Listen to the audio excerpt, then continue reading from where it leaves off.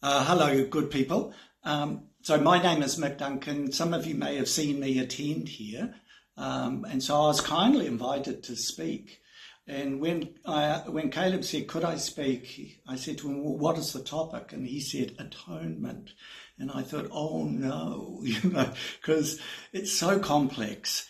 And on Sunday, I shared that there are a lot of people in our world, when they think of Christianity, they think it is so violent. I mean, there's killing and there's blood, and they don't want to have anything to do with it. They, in a sense, they say, if that's what your love looks like, well, I'll pass on it.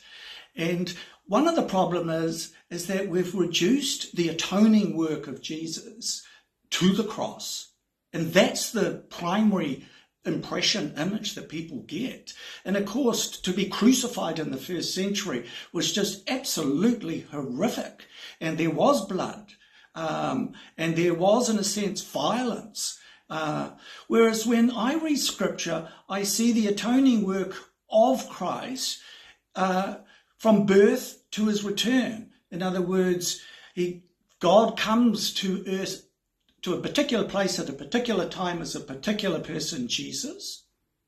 And then we see the life, the works, the words, the deeds of Jesus, what a beautiful human looks like. And then we do see, yes, the crucifixion, where Jesus, when we offend our Father, when we offend God, or we offend others, there is a cost to be paid, and Jesus absorbs that cost of the offence, so that cost is no longer required of us. So yes, but then there's the resurrection.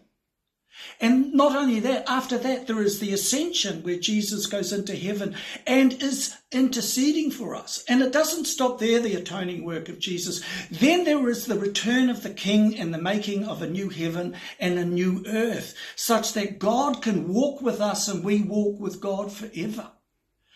All of that narrative is the atoning work. And what is the fruit? What is the fruit of this atoning work?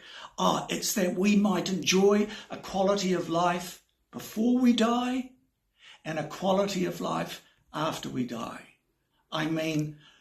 History has served up no other person who can deliver on a qualitative life before you die and after you die.